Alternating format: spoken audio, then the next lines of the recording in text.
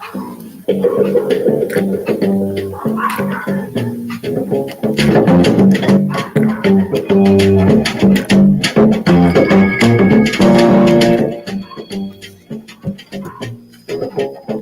Aboyle is the host of the popular podcast Unearthing the Supernatural. He's a guardian of the Navajo people. He is a practitioner of entity removal, a fascinating field. I know a little bit about it from my own background in the world of church ministry, where people may be familiar with deliverance ministry. Sometimes priests get called upon to do exorcisms. So I have a bit of knowledge, but you're coming from a quite different start point. So I'm really intrigued to hear from you. What for you does entity removal look like, and how did you get drawn into this rather interesting world? For me, entity removal is usually going into either a patient's home or a location and trying to bring balance back to the home, the person, or just the area in general. And sometimes there's energies, there's spirits, whether they be either of darker of nature or if they're just kind of just out of place. They don't belong in that particular energy. There's certain methodologies that I have been taught as an indigenous person, the Navajo person, to deal with these things and restore balance back to the person or place. It kind of all started growing up with my parents, growing up with my grandparents, and attending ceremonies a lot. I would always attend these ceremonies with a curious mind, with an open mind. And signs started to come about of my curiosity developing into something more. By the age of 13, I was selected for the guardianship program. And from there, I was supposed to learn a lot of the old ceremonies that were starting to go extinct, and our tribes were losing them. And so kind of without my knowing, I was kind of put into this particular role of learning about the death world, learning about evil and darkness and how to push those back and to maintain a balance and fight against those particular negative forces. It wasn't my choice to fall into that role. It just more so just was kind of put upon me, like, you are the best fit. The mountain that you represent does represent these particular ceremonies as well. So this is part of your repertoire. This is part of your tool belt, what you're going to use to help the world. And it just developed ever since then. Now I'm 29 years old and have years of experience of cleansing homes, years of experience of actually doing exorcisms, what English terms would call exorcisms, kind of pushing back the darker side of things and just bringing balance back to certain places and certain people.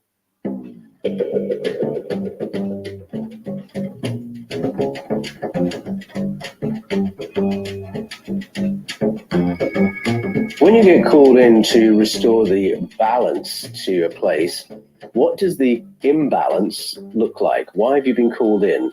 Usually there's sickness or uneasy feelings is kind of like the first general sign that most people will notice. People know what their home feels like. They know what it feels like when they come home. They feel safe. They can rest. They can relax. It's a sanctuary. And whether people really realize it or not, they are attuned to environment changes. They know when something's off. They have a feeling that there's something that's not supposed to be here, or there's certain aspects of their life that get changed out of their particular control or their wanting. And that's usually the first sign is like, I don't feel good. I don't feel safe in my home. I'm waking up with nightmares. And if it progresses, is usually like poltergeist activity, things being moved, some messages, scratches, and it can go all the way up into actual manifestations and people actually getting hurt. So there's a lot that goes into diagnosing a particular situation, but it really is what the people that are there, what they're accustomed to, if there's changes to it, and if it feels negative in nature.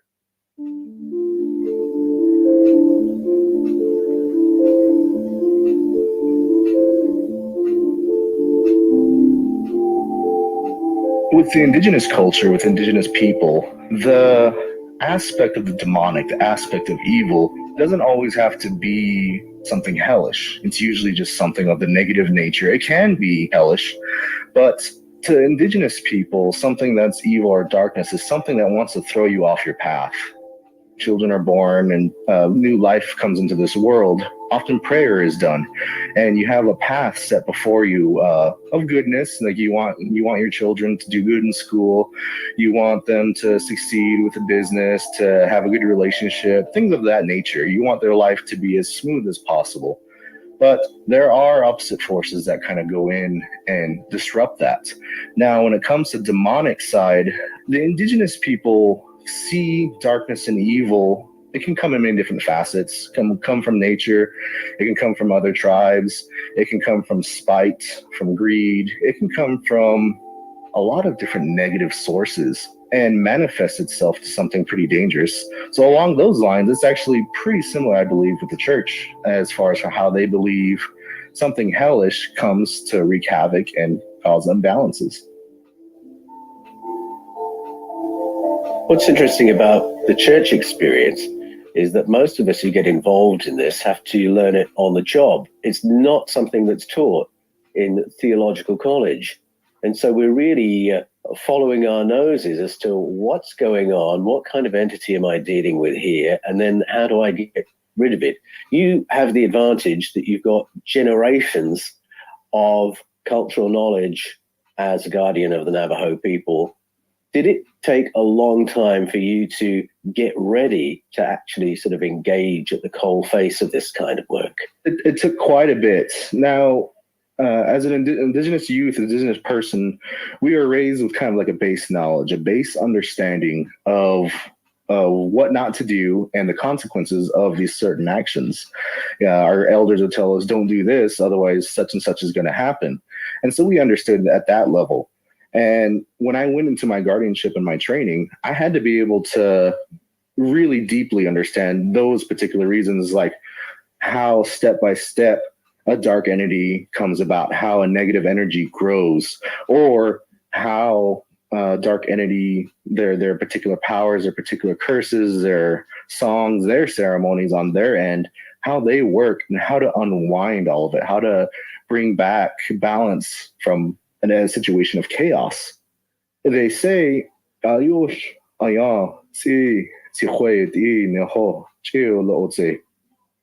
like how you said the church, there you learn on the job, you learn from the stories, you learn from the lessons, but your true lessons begin when you are confronting these things, when you are confronting cases of either demonic possession or the darkness coming through. And it was a real eye-opening experience, because as a kid, I would go to ceremonies, I would see the medicine people dealing with some darker entities sometimes, but to actually be the one at the helm, be the one that's doing the songs, doing the ceremonies, feeling the effects of darkness, try to kind of invade your mind, cast doubt upon you, mess up your songs or prayers, you are going to end up being the one that's in charge of the ceremony. You're in charge of the patient and the safety of everyone involved in that particular ceremony. There's a lot more that's on your plate and a lot more you have to think about when performing these ceremonies.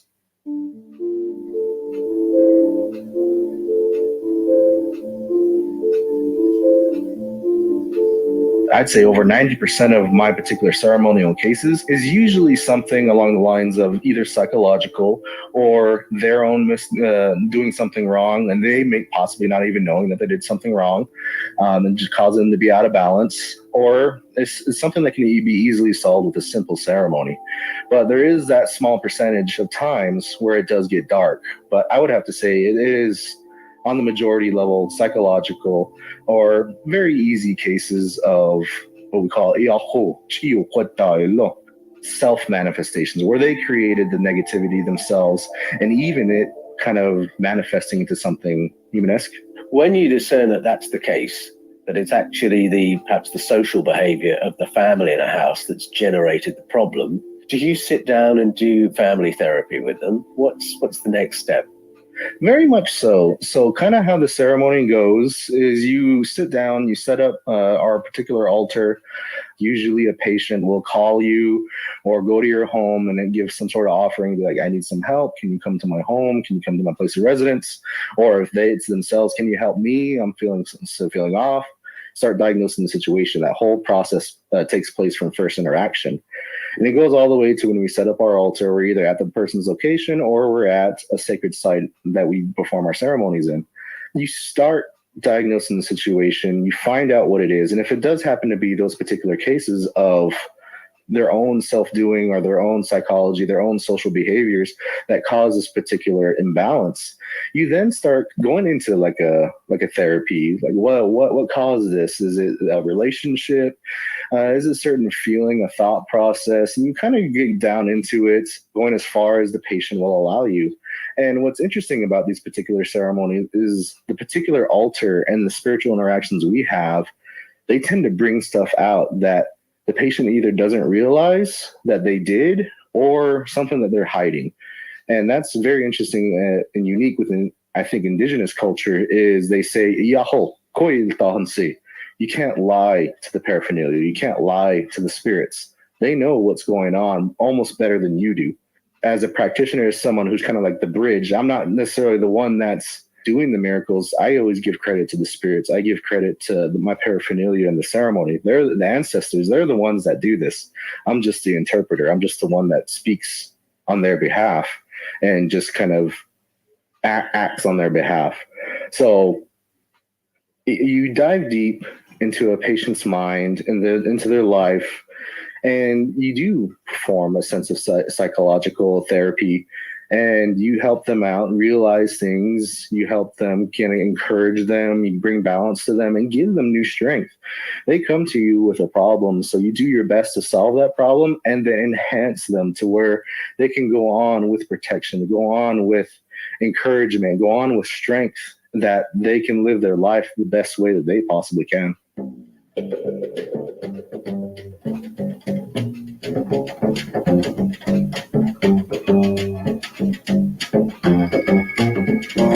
You said you can't lie to the spirits, you can't lie to the paraphernalia.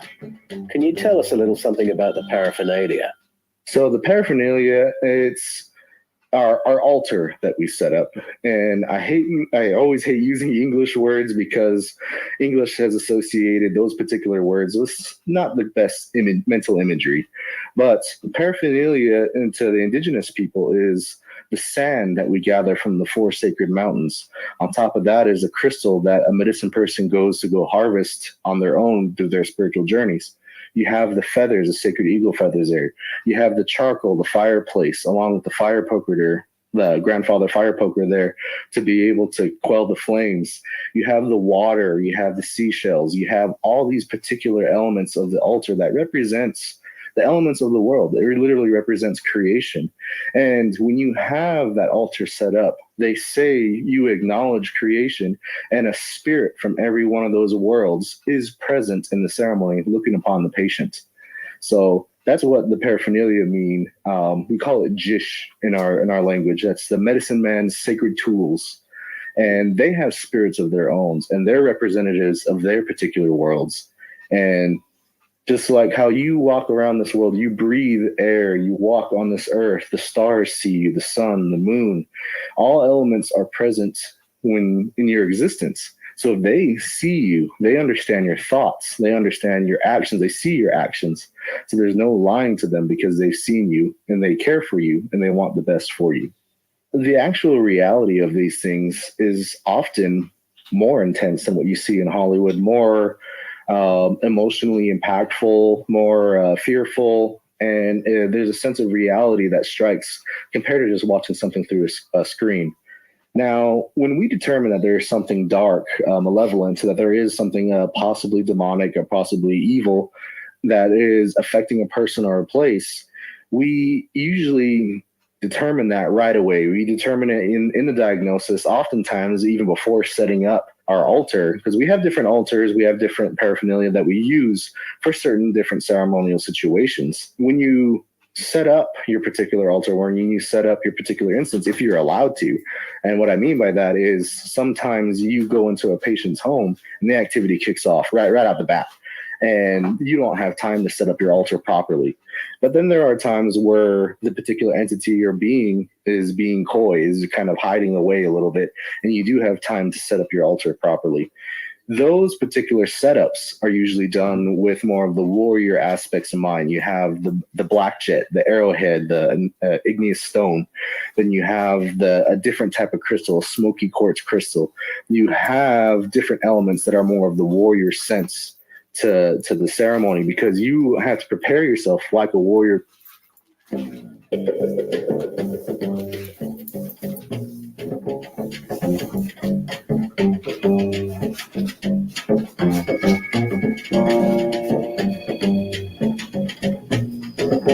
It's so interesting, the aspect of privileged information. I grew up watching Doctor Who and Star Trek, the original series. And I knew I enjoyed those series. I knew I found them very resonant. What I had no idea of at the time was that there was privileged information in those scripts, and there was channeled information in those scripts that talked about real narratives, real technology, real entities, and it was all secreted in there, how it's always been. When information is buried or suppressed, it always leaks out somehow or another. And sometimes it's through secret groups leaking information to writers, filmmakers, script writers. And sometimes it's because the information is provided by the other company we have from Close Encounters, or it's channeled information. And so that's why you can go to fiction and find a lot of actual information in it. I was watching The Eternals the other day with my kids, and I kept saying as they were watching it, hey, that's in my book, Echoes of Eden. And in the end, I had to leave the room because they just wanted me to leave so they could watch the movie. It was beautifully written, I think, and layered with esoteric and ancient information. So much of what I've learned from Plato is now being taught in the Marvel universe. Haven't I been telling y'all since I've been on here that movies have hidden truth, underlying truth that I've always been able to see between the lines in these different movies? I can't make it up. Yes, and it's being done very deliberately, and I think in a very positive way. I think we can be provided with information through fiction. We resonate with it. We know there's something deeper to it. Yep. And it may be further down the track as we start doing our own research or reading ancient sources or listening to ancestral narratives that we begin to recognize the themes and think, wait a minute, I've heard that before. And we begin to recognize the value of what we call storytelling.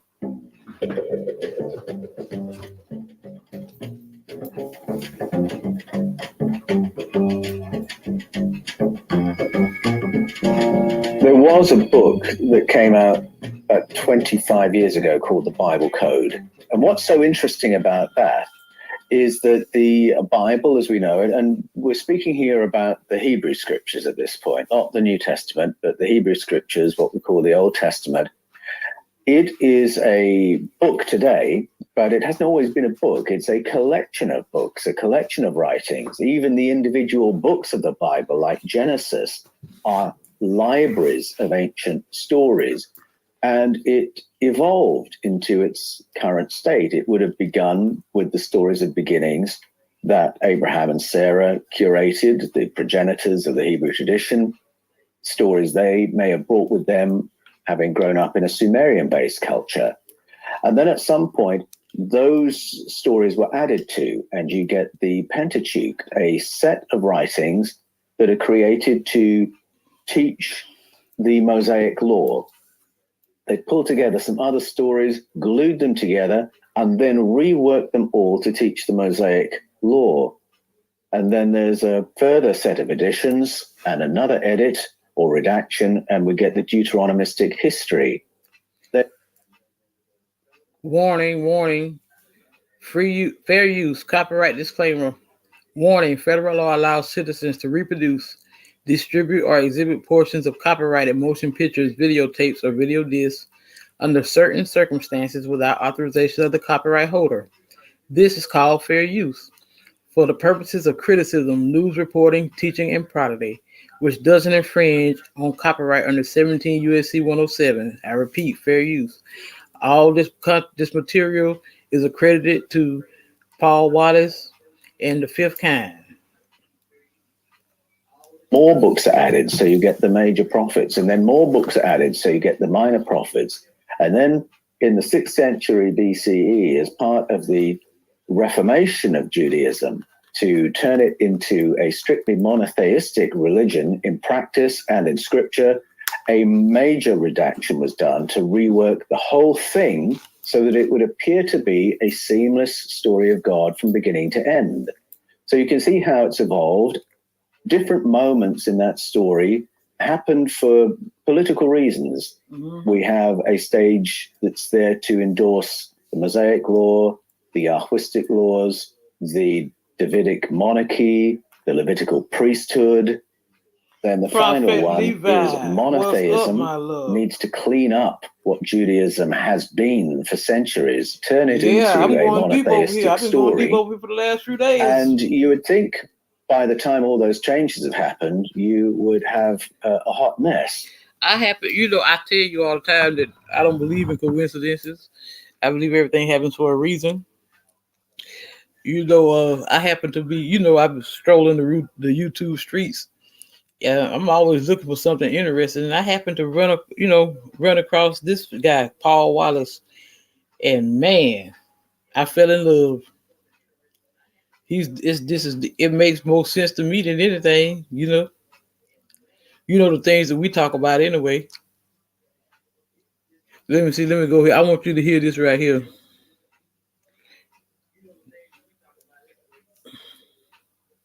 Eden, the scars of Eden, and echoes of Eden. I got to start it over here. This man here deep.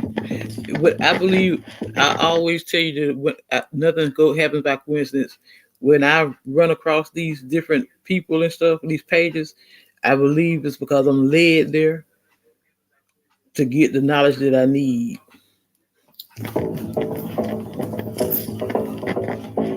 For hundreds and thousands of years, people around the world have turned to the Bible for information about God.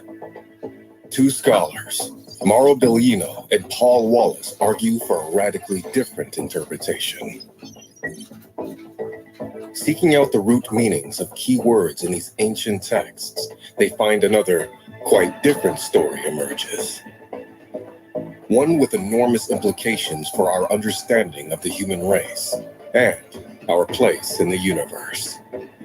For more than 2 millennia, readers have interpreted the ancient texts of the Bible as stories of God, a seamless narrative in which God creates the heavens and the earth, botanical and animal life, and eventually the human race.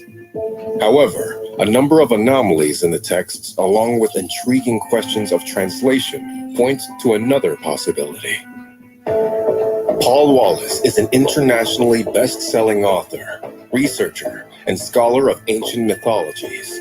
Over the last decade, Paul's work has probed the world's mythologies and ancestral narratives for the insights they hold on our origins as a species and our potential as human beings. As a senior churchman, Paul served as a church doctor, a theological educator, and an archdeacon in the Anglican Church in Australia. Paul's work in church ministry has included training pastors in the interpretation of biblical texts. His work in biblical translation and interpretation has revealed a forgotten layer of ancient story, with far-reaching implications for our understanding of human origins and our place in the cosmos.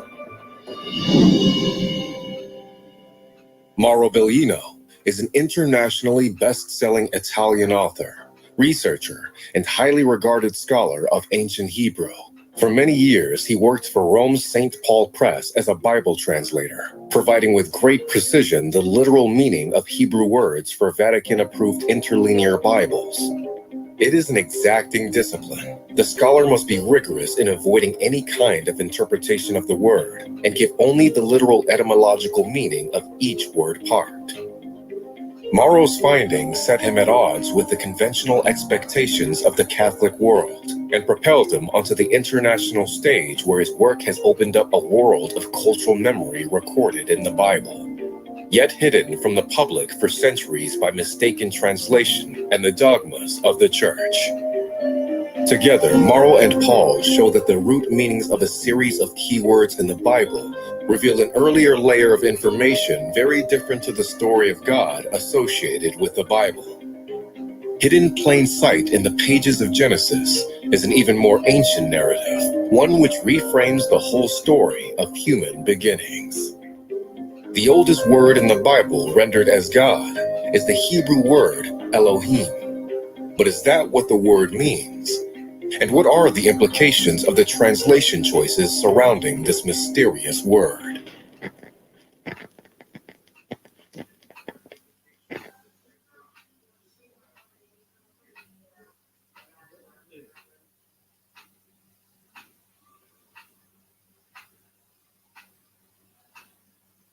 Hello, everyone. It makes me smile a little bit to see this Bible tower that I consulted to prepare this video. It is a real pleasure for me to be here with my friend Paul Wallis to talk together about biblical topics. I will tell you about a very simple concept, but very respectful of the way of reading the so-called sacred text.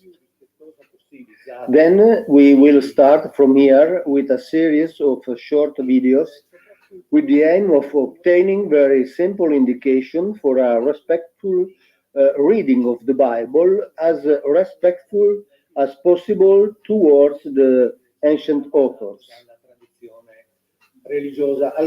In this way, we could do an autonomous reading and we could get an idea of what the Bible probably tells us beyond what theology has told us instead. At the beginning, of course, I would also like to give you some indications relating to the absolute uncertainty that we have when we approach that text. I mean the awareness of the fact that we know very little about that text. To develop this topic, it is interesting to read some concepts expressed by Professor Garbini, professor at the La Sapienza University of Rome, professor of Semitic philology. Professor Garbini argues that Hebrew is a Canaanite dialect South Phoenician. Actually, Hebrew is one of the many dialects within the Canaanite languages. We only know Hebrew as it was reconstructed at the end of the first millennium after Christ, the so-called Masoretic Hebrew. At that time, the important thing was not to know the linguistic structure of those texts, but the theological implications deriving from the various currents of Judaism. Look here. They finna break this thing down so deep, y'all. I'm serious. Y'all need to listen. They finna break down the meaning of Elohim and all that stuff. And it makes perfect sense to me.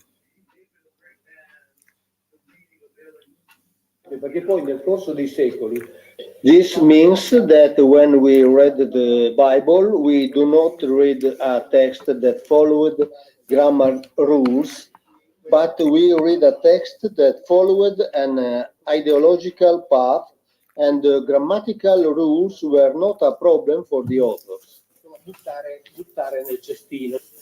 This is important because over the centuries, many grammatical rules have been developed. For example, those relating to the term Elohim, which from plural witches must absolutely become singular. The linguistic and grammatical rules have therefore been elaborated after. So we know only one of interpretation of the biblical text, that of the school of Tiberias, which produced Masoretic Hebrew. The Hebrew language in the beginning it was expressed through the consonants of the Phoenician language. Hebrew was written without vowels. We will never know how the Bible was originally read.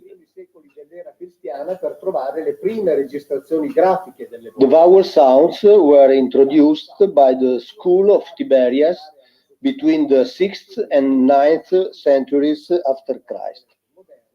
Da parte degli assirologi che si sono basati sulle forme recenti delle lingue semitiche. Anche quando Professor Garbini says that when we speak of ancient languages, even the agreement of all scholars on the meaning of a term is not a guarantee of certainty. ci deve spingere a fare Based on this information, what we can honestly do is try to do a literal reading of the Bible. Elohim fosse veramente singolare. Regarding the term Elohim, in the face of all these uncertainties, I think the best thing to do is what I will tell you shortly. Traduzioni diverse, ammetto. Elohim is actually a term that you don't know how to translate. For this reason, it is translated in many ways.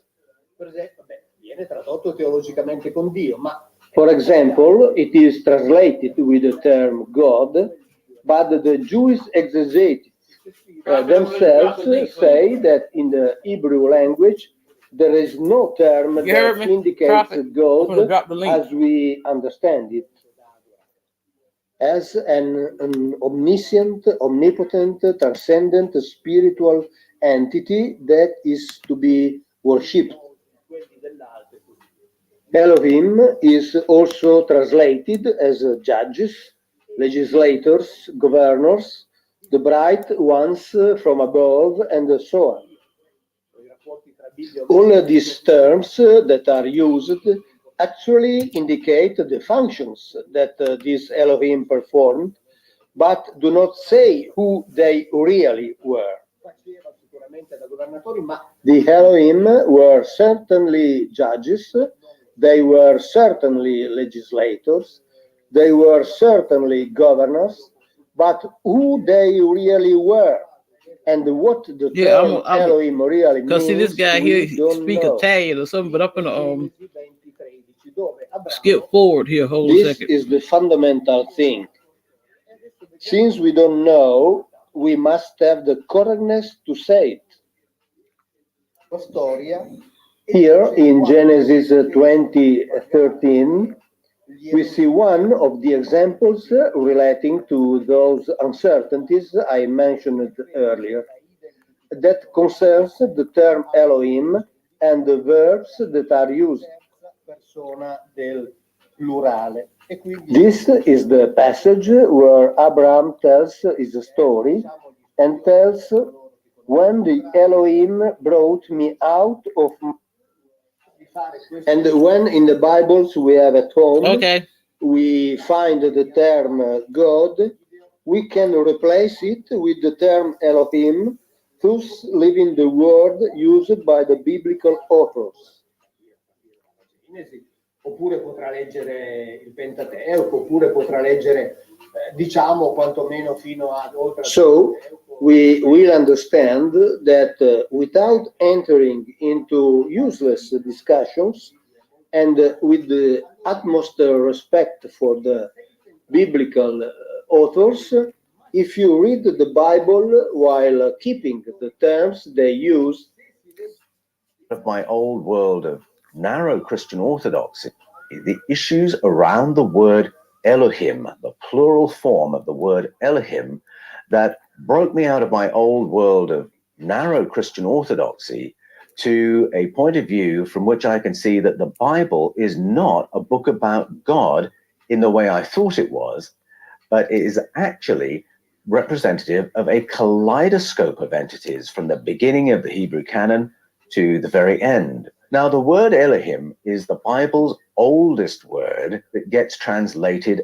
as God. But as Mauro has pointed out, it is a masculine plural form that takes plural verb forms. And as I began drilling down into those questions, I realized that the problems thrown up by the plurality of that word are not just a grammatical glitch, They represent an earlier form of the story in which Elohim was understood to represent a diversity of beings. There is a body in the Hebrew canon referred to as the Sky Council, in which a number of Elohim sit in council together. Now, in my Eden books, Escaping from Eden, The Scars of Eden, and Echoes of Eden, I argue that the Elohim stories make better sense if we do just as Maro just said, and read them with the word Elohim still in place, or if we use a root meaning, the powerful ones. When we read the stories that way, the stories change, but not in a random way. They change in a way that resolves many of the moral questions we would have over the Elohim stories, why such brutal and unconscionable things are done, how it is that human beings get slaughtered in the conflict of the Elohim, something that doesn't make sense if Elohim is translated in the singular as God. But the other thing that is revealed is that the moment you reread the stories as stories of the Elohim, the powerful ones, you quickly realize that you're reading the summary form of the source narratives from out of ancient Mesopotamia, the narratives from out of ancient Sumeria, Babylonia, Arcadia, and Assyria. I sometimes get a knee-jerk reaction from people of faith regarding what I argue for in the translation of Elohim as the powerful ones. And the knee-jerk reaction is when people of faith say, but wait a minute, we know that God is Father, Son, and Holy Spirit. So this is the Christian theology of the Holy Trinity. Surely that's why Elohim, the Bible's oldest word for God, is a plural. It must represent the persons of the Holy Trinity. Well, there are many problems to that reaction. And the first is that the Holy Trinity is a Christian doctrine. It's separated from the work and intent of the original authors by millennia. And the theology of the most recent redactors of the Hebrew canon was a monotheistic theology. They did not believe in multiple gods. And in fact, the insertion of the holy name Yahweh over earlier Elohim texts, such as we see in Genesis 3 or Genesis 11, reveals that that later redactor is turning the stories of the Elohim into a story of God. And it's those adjustments that throw up many of the moral problems. Why would a holy God genocide people? Why would a loving God bomb people back into a pre-Stone Age condition from having previously been a technological civilization? This is what we read in Genesis 11. So no, it's not a representation of the Holy Trinity. And would it make any sense for thousands of human beings to get killed in the crossfire between the Elohim? Is that what happens when the Father, Son, and Holy Spirit get into a spat? Of course not. No, the original stories are about something else. Elohim, what I would argue, are powerful ones. Now, some theologians argue that when the word Elohim is understood as the powers or the powerful ones, that it doesn't specify what kind of entities they are, that this word could refer to anything more powerful and advanced than humanity. And so we shouldn't draw specific conclusions from the word.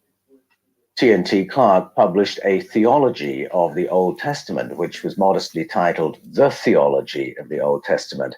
It's edited by S.D.F. Salmon, and in it they quote the theologian A.B. Davidson, and he writes these words: "In contrast to men, angels belong to the class of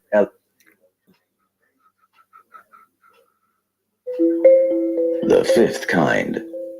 I've been a preacher for more than 30 years. I've studied and taught through the book of Genesis many, many times in churches all around the world, and I've trained pastors in the skills of interpreting text. You translate Elohim in the plural, it all makes sense that what we actually have is a conflict among the sky people, among the powerful ones, over how intelligent the human species is to be. They form something called a sky council, a group of species, all with a stakeholding in Project and bumping up against each other in the process. This knowledge repeats in narratives all around the world. Check out our official website at fifthkind.tv. Fair In use, fair use. 1896, eminent scholar Nathaniel Schmidt was fired from his position as professor of Semitic languages at Colgate University. For 11 years, this American university had enjoyed Nathaniel Schmidt's erudition in Semitic languages. He delivered numerous courses in Hebrew, Aramaic, Coptic, Arabic, Syriac, and other ancient languages besides. In fact, Nathaniel Schmidt was one of America's leading scholars in the field. So why, after 11 years of outstanding achievement, was he tried for heresy and fired from his tenure in 1896? Though a devout Christian and a Baptist pastor, the authorities considered that his recent theological papers had struck at the very roots of two world religions, Christianity and Judaism. What Nathaniel Schmidt had done wrong was read the Sumerian and Babylonian and Assyrian texts and notice that they were full of fascinating parallels, stories that occurred there that were uncannily similar to all the stories of beginnings of the Bible. Stories like Adam and Eve, the fall, Cain and Abel, the flood, the limiting of human life, the event at the Tower of Babel. And Schmidt's work demonstrated that the Sumerian accounts and those that followed it from nearly 6,000 years ago were in all probability the source of all those familiar biblical stories. Now, that was a problem in the 1890s, because if you think about it, the church was still reeling from the after effects of Charles Darwin's On the Origin of Species, and it was busy putting together new doctrinal bases and new doctrines of biblical inerrancy to shore up the ship. So the idea that the Bible might actually be based on somebody else's stories was a bit of an embarrassment. It shouldn't have been, because Judaism and Christianity both find their roots in the story of a Sumerian family, the family of Abraham and Sarah. Abraham and Sarah grew up and spent the best part of their lives in Ur of the Chaldees, a Sumerian culture. And so when they emigrated from there, it's hardly surprising that they would carry with them all the stories of beginnings that they had grown up with, and sow them into the foundations of what was to become their culture, their religion, and their Bible. And so it shouldn't be a surprise that in the Bible we have a summary version of all these stories that pepper the Sumerian, Babylonian, and Assyrian texts. The problem and the shock horror is that the original versions, the Sumerian versions of these stories, make no mention of God at all. In the Sumerian originals, these are stories of our ancestors' contact with another species, a species called the Anunnaki. Could Judaism and Christianity's familiar stories of God really be a retelling of our ancestors' close encounters with extraterrestrials? The cuneiform tablets which had fascinated Nathaniel Schmidt were first unearthed in the 1500s as colonial powers began to excavate the ancient sites of Mesopotamia. Over the decades that followed, some 200,000 clay tablets were uncovered. The tablets were adorned with strange etchings or glyphs made when the clay was soft. Scholars of the day were divided as to the meanings of these markings. Some believed the glyphs to be an unknown written language. Others refused to accept this, They're since the the link, they're tablets appeared to prophet. predate any known language. They presumed the markings to be no more than decoration. And so the tablets were archived, their secrets locked away for 3 centuries. Until, in 1835, Henry Rawlinson arrived in southwestern Iran. Rawlinson was a military man. He was employed by the East India Tea Company, And he was in Iran helping the Shah of Iran to train his troops. Now, it's worth pausing there for a moment, because if you thought that corporations rivaling nation states was something new, take a look at the East India Tea Company. I'm trying to wait on you because I need to go to the bathroom myself. That is able to move a standing army around the world and that trains the armies of nation states. That's quite a tea company. In fact, Rawlinson's presence in Iran wasn't part of a quid pro quo for trading rights. He was there for access to the district of Behistun. He wanted to find the Behistun inscription. The Behistun inscription was an ancient royal proclamation carved into a cliff face. It was written in 3 known languages: Persian, Elamite, and Akkadian, which was the common language of the Mesopotamian cultures.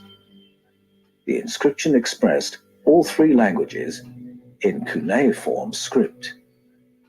It was the translation key the cuneiform tablets had been waiting for. The memories of Mesopotamia's ancient cultures were suddenly an open book. The glyphs were not mere decoration after all. They were banking records, business agreements, shopping lists, contracts, recipes, inventories, royal histories, and the most ancient narrative in the history of the world. It was in these ancient narratives that the source of the Bible's familiar stories began to emerge.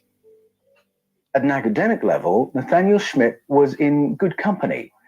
He was one of a small number who began confronting us with this new layer of our history. And I should mention, just to reassure you, that shortly after Colgate University fired him, he did get a new job with Cornell University, and he was professor of Semitic languages there for a full 30 years. So he did land on his feet. His work continued to argue that the cuneiforms reveal that our earliest histories are not about God. The link in there if anybody else want to hop up. Prehistoric contact with the Anunnaki. Many of the world's oldest mythologies claim that governance over human society began with dominance over human beings being established by superior beings or gods. And then the job of rulership is handed over at a later stage to human governors or kings. Egyptian mythology holds such a narrative. Similarly, the Bible speaks of King Saul as the first human king over the people of God.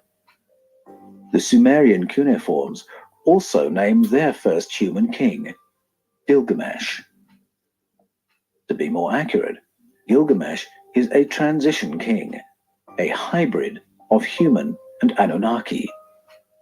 His name appears on one of the most famous of Mesopotamian artifacts, the Sumerian Kings List.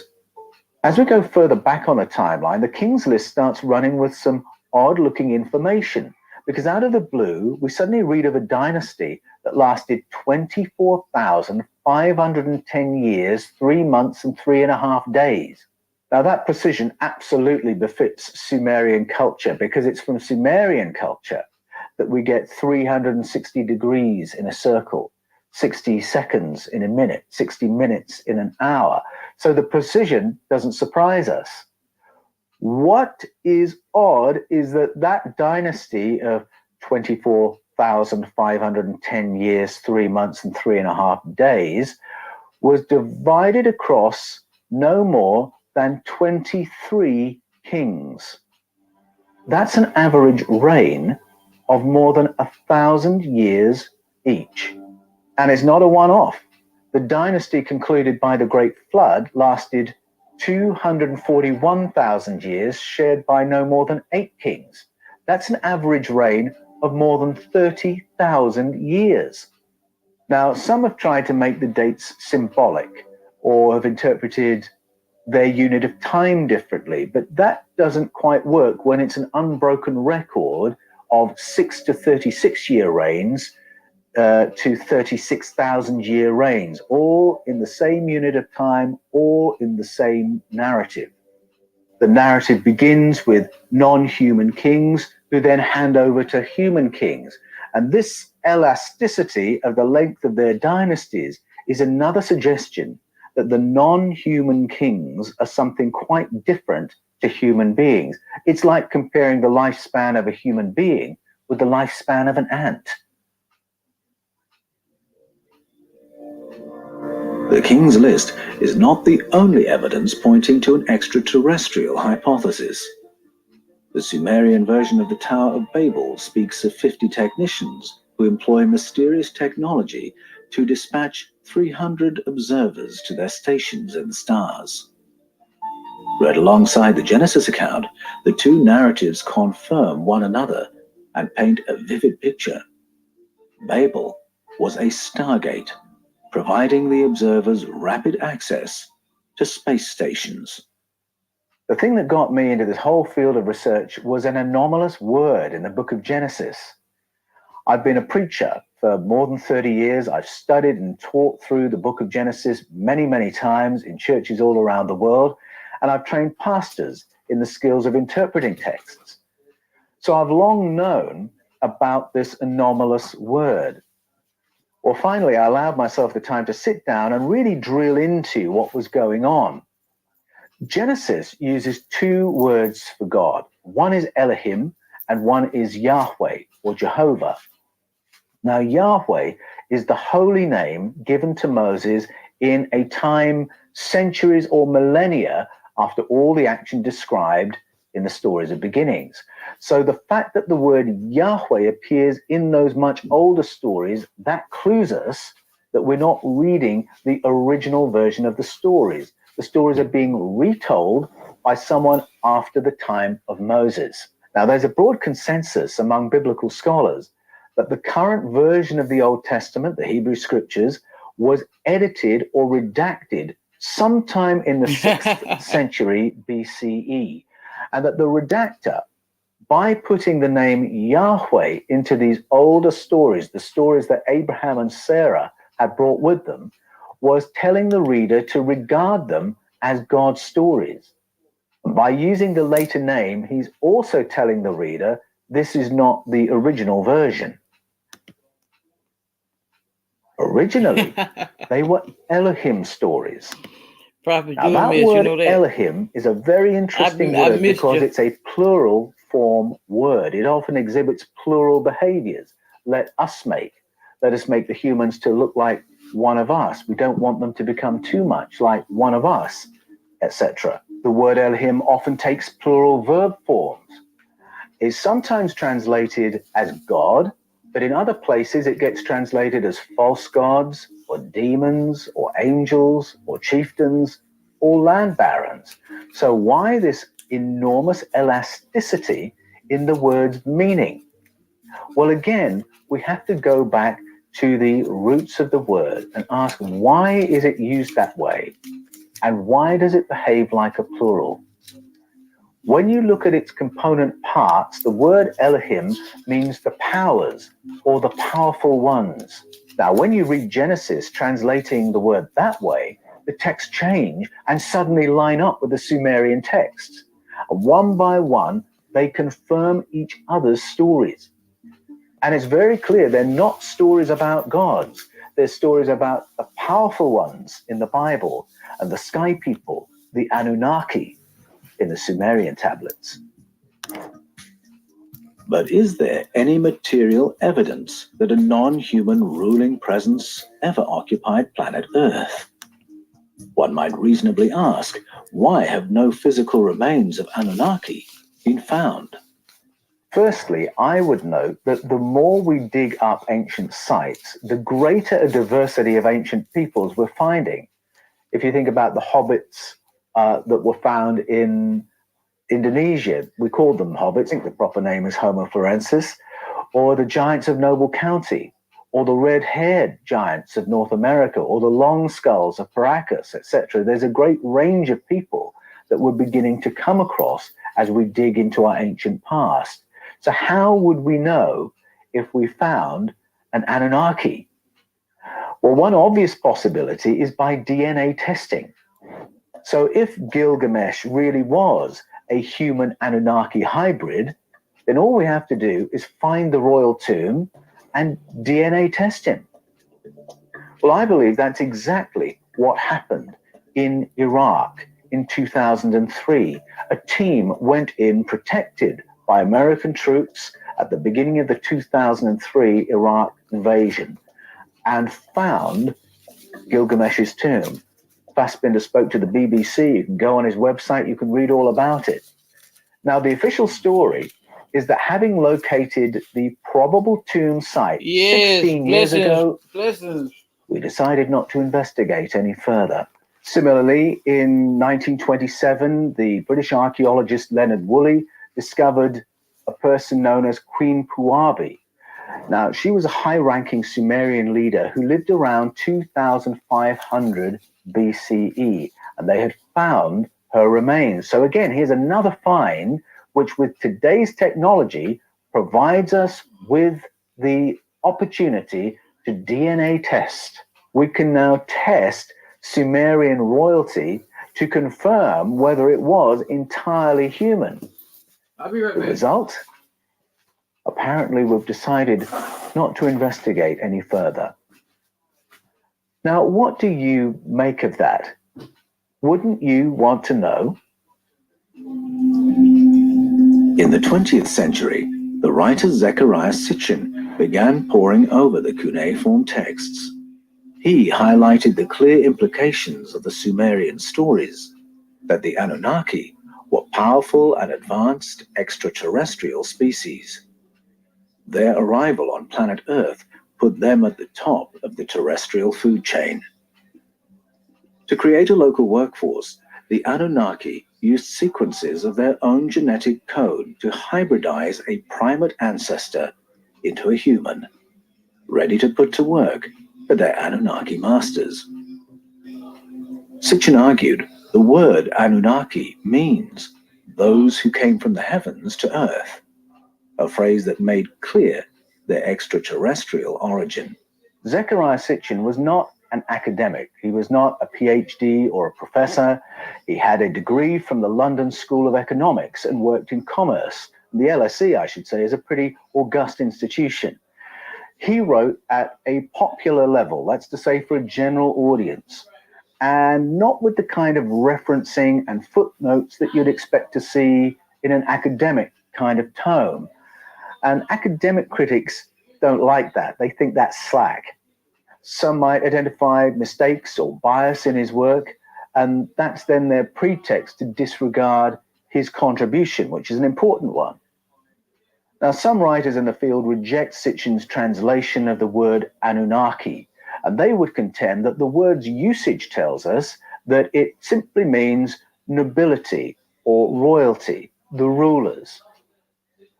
I'm not persuaded by that. It's not that that's not true. It's just a very partial answer. It's a very lazy explanation. It simply doesn't ask enough questions. Who were the rulers identified by this word? Why is that word associated with the rulers? Let me see what we got going You see, on if you here. look at the etymology of the word, at its root meaning, I got to look get at the me some more component green. parts. You have Trying to call Anu, somebody to which bring me means some. heavens, Ki, which means earth. Anunnaki are those who came from the heavens to the earth. You can follow the logic. But even if you didn't have that narrative embedded in the word itself, as soon as you read the cuneiforms, the stories themselves unpack that that is exactly what was going on. And the glyph that they use to indicate the rulers who come down from the heavens at the beginning of the story, that glyph simply indicates the sky. So these Anunnaki are from the heavens. They're sky people. But why would an extraterrestrial species be interested in governing a human population on planet Earth? Why would advanced beings from another planet have any interest in interfering with human evolution and managing a human population? Why would they teach prehistoric humans about mathematics, reading, legal and banking systems, contracts of employment, money and pricing mechanisms? And why would they then withdraw? I wonder if our own behavior as a species on our own planet might give us an insight on what such colonization might look like. Because when we colonize, we go in with force, we show our superiority, and we take over. We provide the police, we provide the army, the education, we put the locals to work, we cream off the profits Just he'll and be the natural smoking high resources, profit. and basically enjoy all the benefits of sitting at the top of the economic tree with a powerful, visible presence to keep control. But after a while, you can get the locals to do their own me coughing, policing now and you their own get that school whooping cough teaching. on. Let the locals become the lawyers and the bankers, and appoint a local as the governor. As long as you have some control of the value of the money, and as long as you set all the commodity prices and exchange rates, you don't really need to maintain a visible presence anymore. And so you can go home, you can live in another country and still enjoy all the benefits of sitting at the top of the economic tree. Now, that's how we do it. It's how we've done it from the Roman Empire to the Spanish, to the Dutch, the Portuguese, the British, the American. That's how we do it. Is it possible that an ET presence may have colonized the world in our prehistoric past in a way that's analogous to that? That another species came and resided on planet Earth for a while. They sat at the top of the economic tree and enjoyed all the benefits of it, and then withdrew in exactly the kind of way I've just mapped out. You know, I wonder how much like the Anunnaki we are. And as for what they were looking for, it could have been minerals. I believe it was. I think there's strong evidence of prehistoric mines in southern Africa. It may well have been minerals. But it could have been something else, something to do with the properties of planet Earth. And it might have been something to do with ourselves, our uniqueness as Homo sapiens.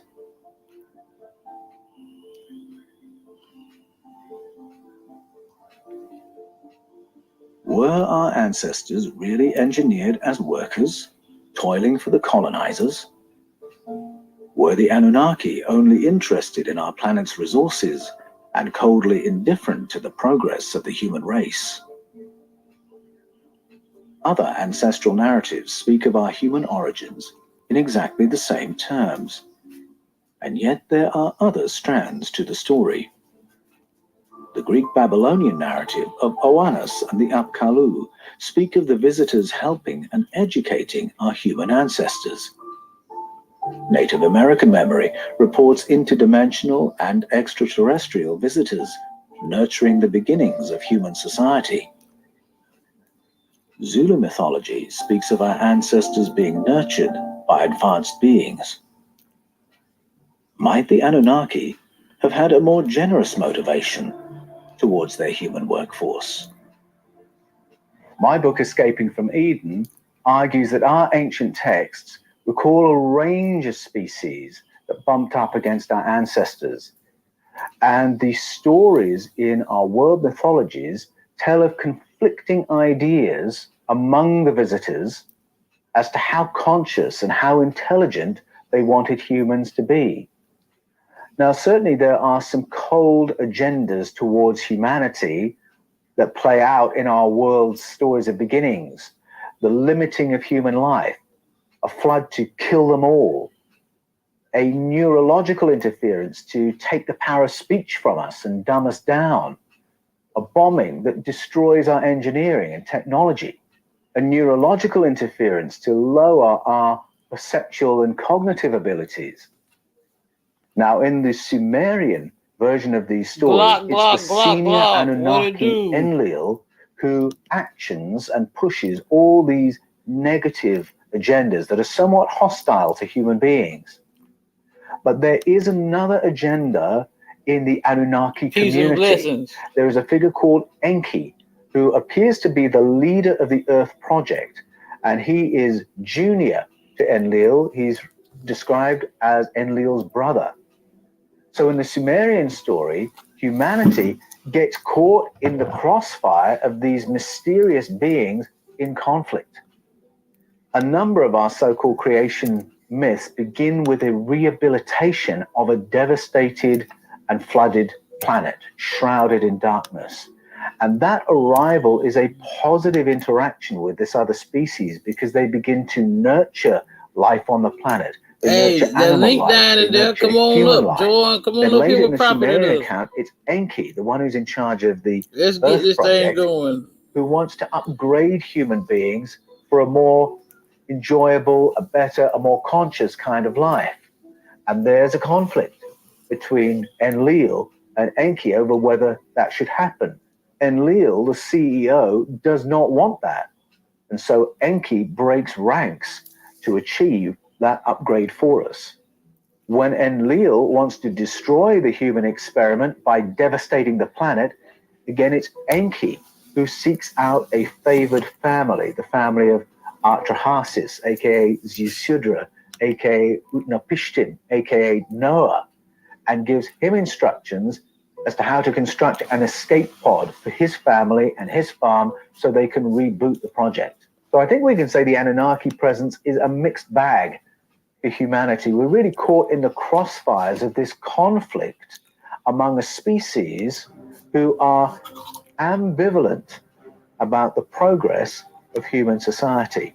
There is oppression and slavery in the Anunnaki narrative, but there's also a concern for human welfare and a nurturing of human beings. So it's a mixed story. Today's reports of ET contact reflect a similar range of agendas, some harmful, some indifferent, and some nurturing. Are these contemporary experiences connected with the Anunnaki narratives, or are people today experiencing something or someone different? What difference does the Anunnaki narrative make to human beings today? If you and I are part primate and part Anunnaki, how does that help us? And are the Anunnaki still present? Prophet, you like this, don't you? Or are we now our own masters? Does the Anunnaki narrative give us an explanation of our original separation from all other animal forms on planet Earth, but leave us with no word about our future? My hope is focused not so much on external interventions as on our own capabilities. Our ancestral Lord have narratives mercy, all prophet, you speak got me of cracking higher my side. consciousness being downgraded in our prehistoric past. And to my mind, that raises the possibility that our cognitive abilities Ooh-wee. can be upgraded and our consciousness can be heightened. Our mythologies speak of our perceptual field being limited. Now, to my mind, that suggests we might be able to expand it. The Anunnaki narrative speaks of us laboring for superiors, and you can see that we're hardwired to do that. But what if we were able to break down that programming and start working for one another instead of those above us? What if we de-engineered all our neurological slave settings and allowed ourselves to live freer?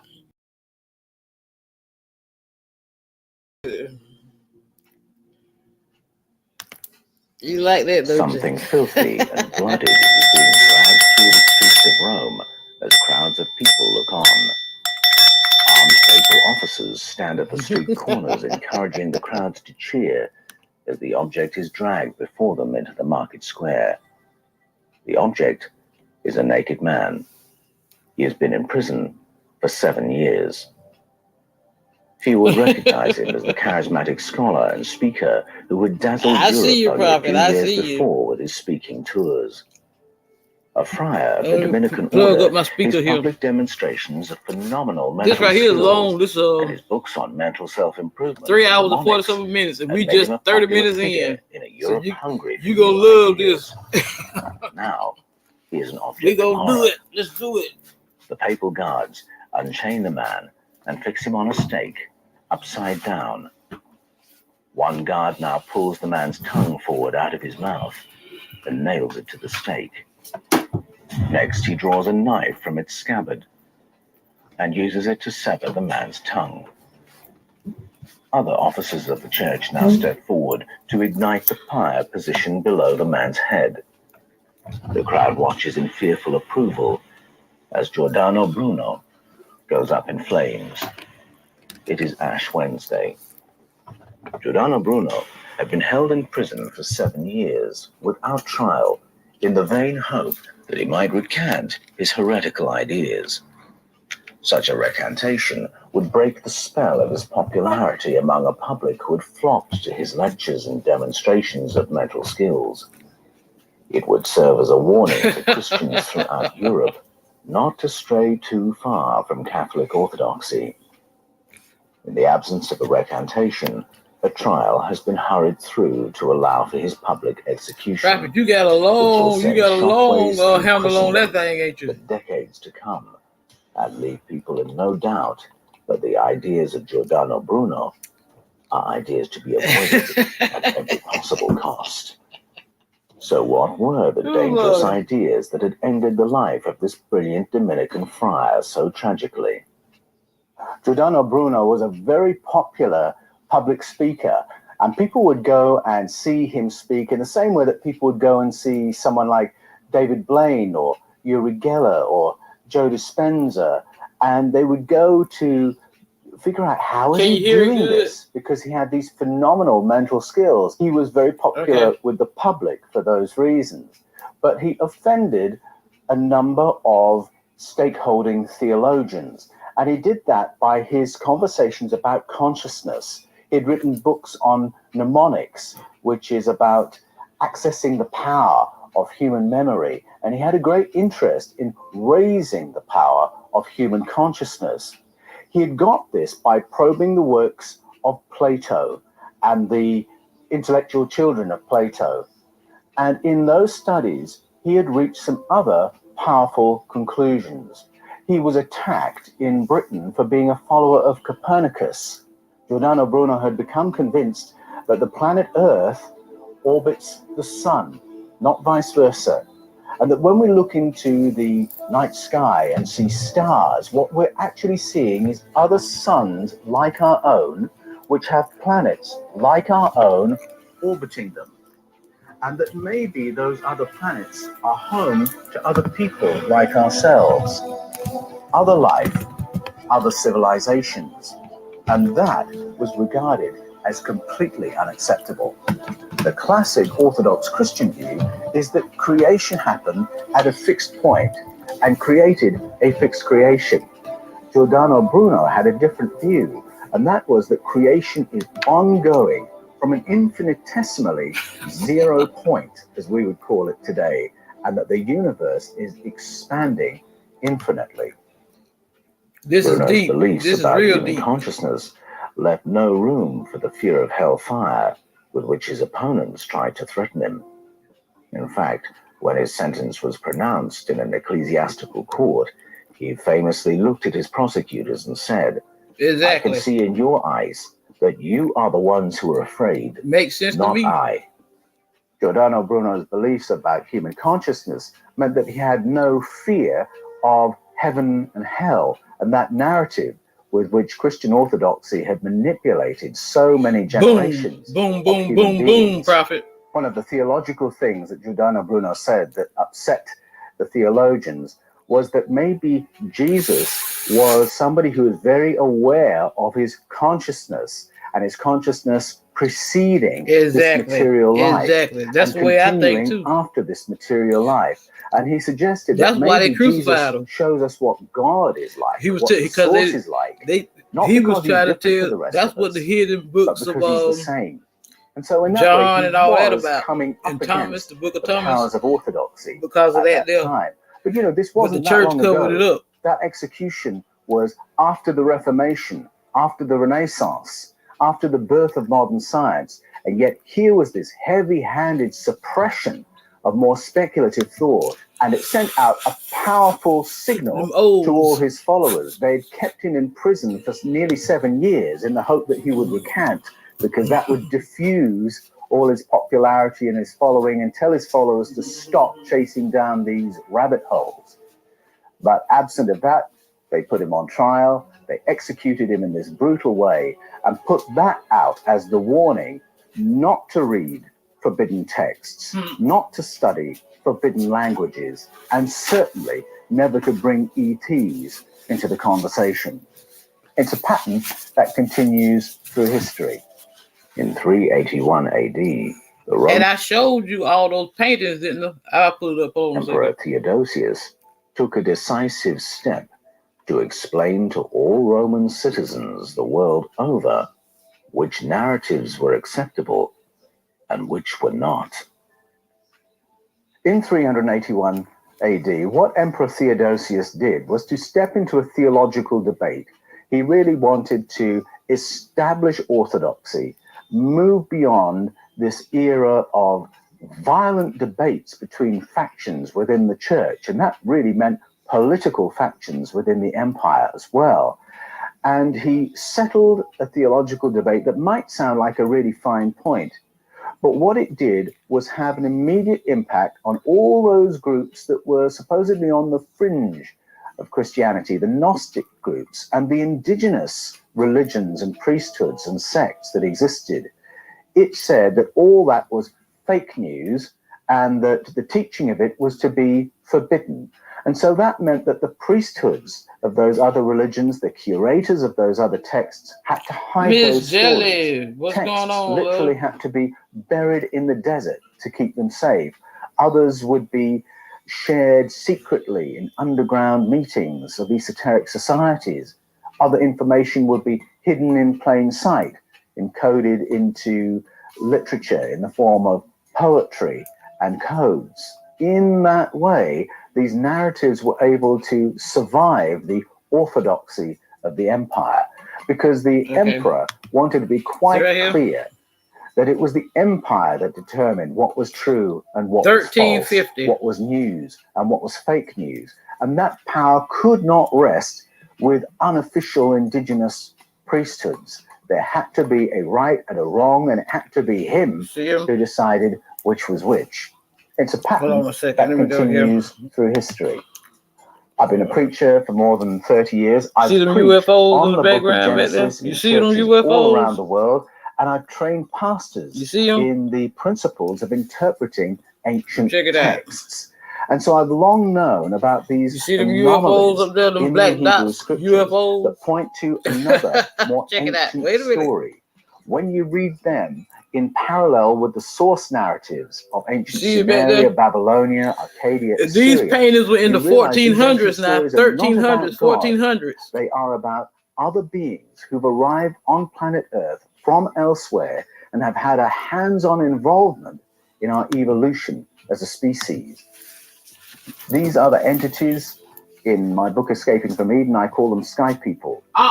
The Well, glyph it's all gonna indicates be the in there. sky. They're people This right from here the is, stars. That becomes clear as the story rolls on. This right here is like the full documentary. This is a 3 hours and 46 minutes. Because this is about the Anunnaki, the fallen angels, the Watchers, the Nephilim. They are people referred to as Anunnaki. In the Highlands district of Chichicastenango, a young Dominican friar by the name of Francisco Jimenez has arrived to serve as parish priest. Francisco is a true enthusiast for the Dominican tradition he represents. This means he has a passion for scholarship and the study of ancient books. An avid linguist, Francisco relishes the opportunity to sit down and listen to the stories of his new hosts as he learns the ins and outs of the local language. Francisco's enthusiasm and his respect for his hosts gradually wins him the trust of the local community. They are the successors of the ancient Mayans, whose culture once dominated this country in Guatemala. One day, Francisco is presented with an unfamiliar text, written in the indigenous language of Quiche. The priests of the feathered serpent, descendants of an ancient Mayan priesthood, explain to the young Francisco that this ancient Quiche text holds their story of human origins. Somehow, this text has survived the banning, burning, and burying of the 15th century. It is a story which has been told for at least 100 generations, detailing the Mayan succession of kings and explaining how the human race itself came into being. 7 years pass as Francisco navigates the nearly forgotten Quiche language and emerges with a translation into 18th century Spanish. What has emerged through his literary journey is an account of human origins which had been kept hidden for more than 10 generations. Francisco Jimenez's translation becomes known as the People's Book, or the Popol Vuh. When the Catholic forces of Portugal and Spain invaded Central and South America, they did what all colonizers do. They took over. They established themselves with a strong military force. They provided the army. They were the army. The rest were insurgents. They provided the police. They provided the education. And they shut down all other authorities within those lands. And that meant extinguishing other religions, extinguishing other priesthoods, and burying, burning, or archiving their books. So it really was an amazing turn-up when Francisco Jimenez was handed the Quiche text that told a totally different story of human origins. My book, Escaping from Eden, talks a lot about the Popol Vuh because what emerged in that text was a creation account that was strangely similar to the Genesis story. And when you read them side by side, you realize what you have is a picture of a devastated planet Earth. Some kind of cataclysm has happened. It's now flooded and shrouded in darkness. And then these entities arrive. They orbit the waters and they consider how they can re-nurture life on planet Earth. And it becomes clear that what we're looking at is a planetary reboot. The story that emerges of the creation of human beings is very different from the one with which Christians of that generation were familiar. This was a story of other beings arriving from elsewhere and engineering our ancestors from the animal life that was already here. That was the story that the Catholic authorities wanted to extinguish, and yet it survived. It survived in the unknown Quiche language. And it was Francisco Jimenez who brought it back for posterity. Escaping from Eden argues that this knowledge was there right in the roots of the Judeo-Christian tradition, but that it was suppressed. And you can see this story of suppression beginning within the pages of the Bible itself. The Ten Commandments famously begin with the commands, "You shall have no other Elohim before me. You must not bow down to them or even depict them." A great forgetting is being commanded. Moses' successor Joshua repeats the same command as he inherits the mantle of leadership. He says, "This is what Yahweh, the powerful one of Israel, says. Long ago your ancestors, including Terah, the father of Abraham, and Nahor, lived beyond the Euphrates River and served other powerful ones. Now fear Yahweh and serve him with all faithfulness. Cut yourselves off from the powerful ones your ancestors worshipped beyond the Euphrates River and in Egypt, and serve Yahweh. Choose for yourselves this day whom you will serve. Will it be the powerful ones your ancestors served beyond the Euphrates River, or the powerful ones of the Amorites in whose land you are living? As for me and my household, we will serve Yahweh." Joshua 24. There's a wide consensus that the current form of the Hebrew canon received its last major edit in the 6th century BCE, and it was at that point that it was harmonized, monotheized, and this earlier story of contact with Elohim, a species from outer space, was airbrushed out of the picture, except that the airbrushing is a little too thin. You can still see the vestiges of those earlier stories in the Ten Commandments, in that command from Joshua, in the competition between Yahweh and the other Elohim. We realize that our ancestors were surrounded by another force, more powerful. They formed something called a Sky Council, a group of species, all with a stakeholding in Project Earth and bumping up against each other in the process. This knowledge repeats in narratives all around the world. But what's interesting is they're never the official narrative. They are the indigenous narratives.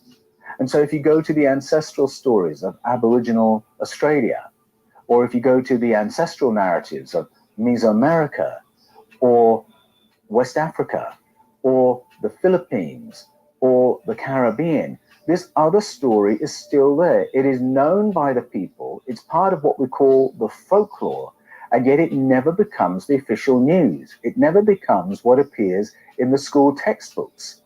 And this is why I so value indigenous narratives and world mythologies, because in this way, the people tell one another the stories from generation to generation.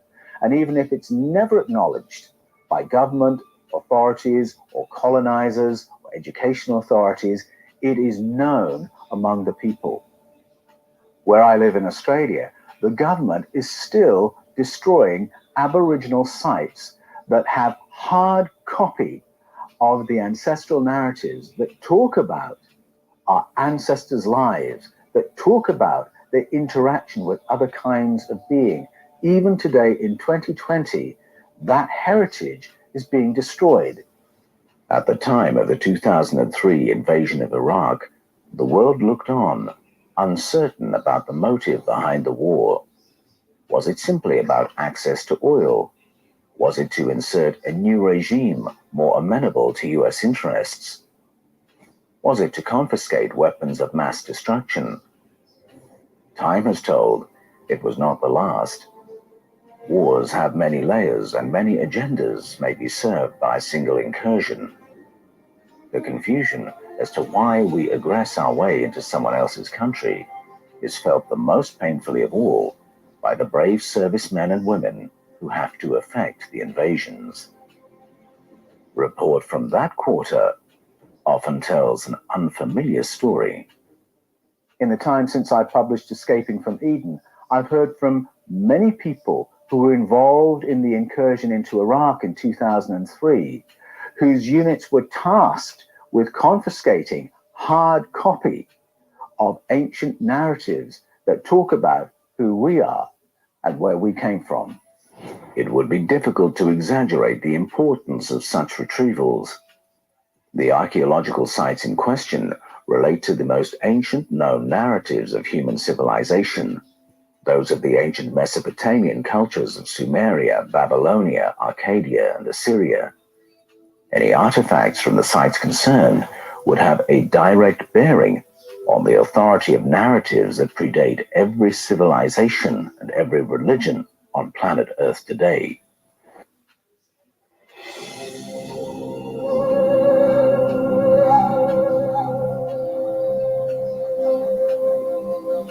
The Edo people of southern Nigeria and Benin tell a story from the dawn of time.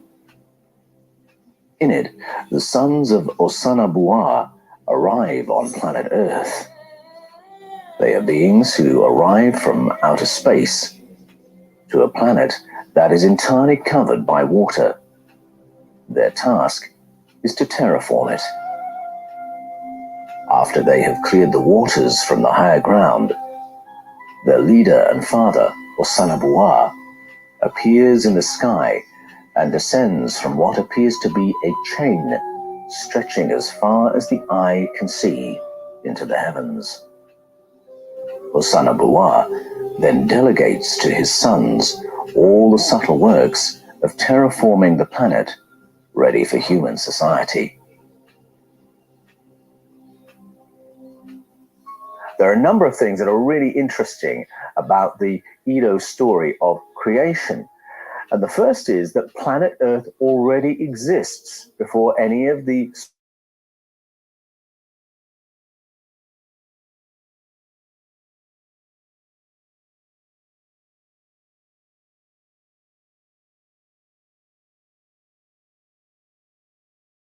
higher beings, the sky beings, coming down from the heavens, and a visual description of what that looked like when their leader, Osanabua, arrived on what looked like a chain stretching into the heavens. Now, clearly, the tellers of this story are reaching for a metaphor at that point. They're trying to describe what they saw in the terms of the technology that they had.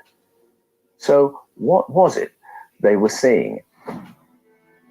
An ancient Filipino narrative of creation speaks of the arrival of Tagalog, a giant bird who hovers hawk-like over the flooded waters of the planet. Tagalog then creates vortices of wind which pull the waters away from the higher ground to create the islands. And so the work of terraforming begins.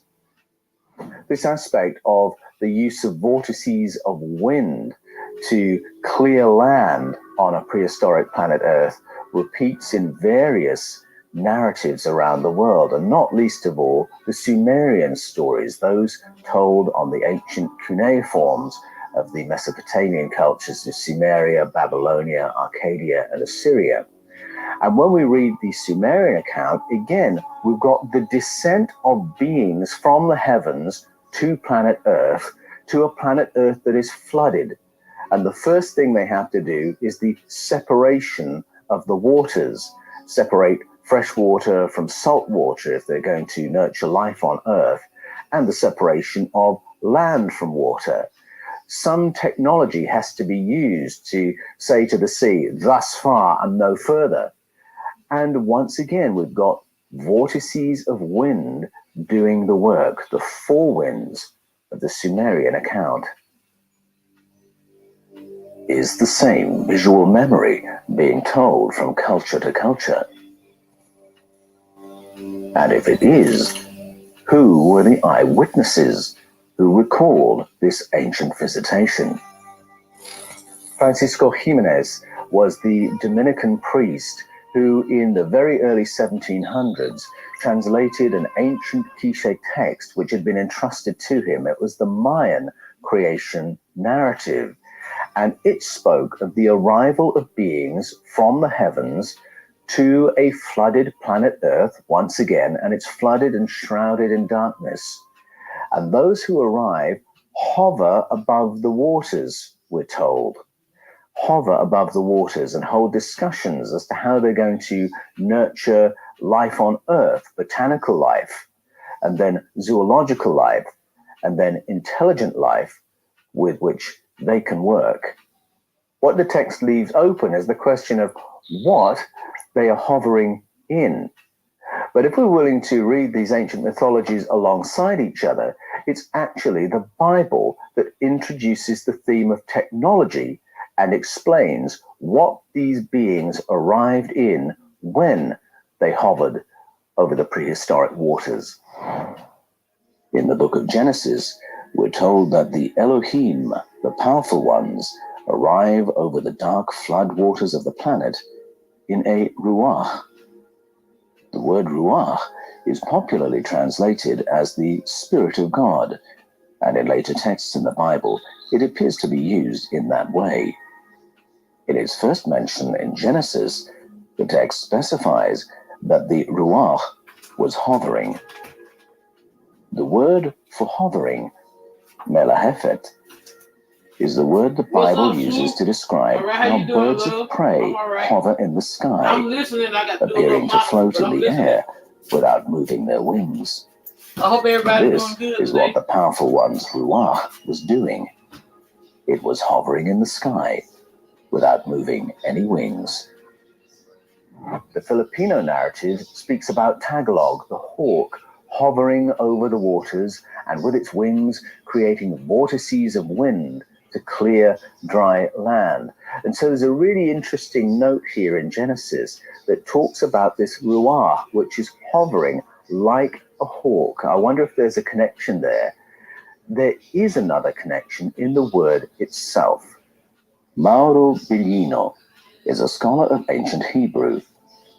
For many years, he worked for the St. Paul Press in Rome, translating with great precision the literal meaning of Hebrew words for Vatican-approved interlinear Bibles. Providing the interlinear meaning is a very exact discipline. The scholar must be rigorous in avoiding any kind of interpretation of the word. and give only the literal etymological meaning of each word part.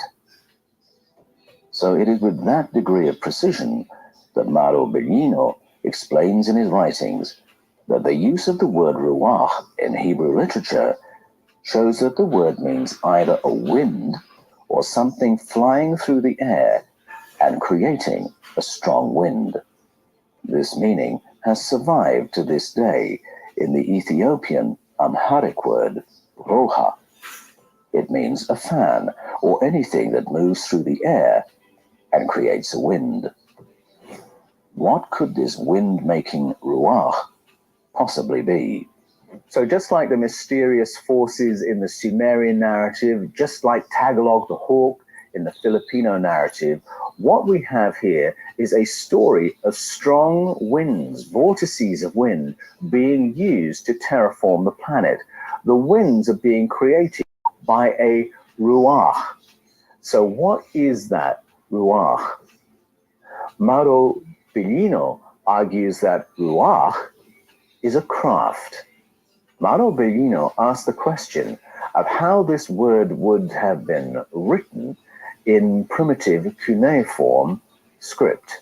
Broken into two phonemes, two elements emerge. One element is that of a body of water, and the second element is of something hovering over the water. It looks like an eye from some points of view, but to the modern eye, it's very difficult not to perceive it as a flying saucer hovering over a body of water.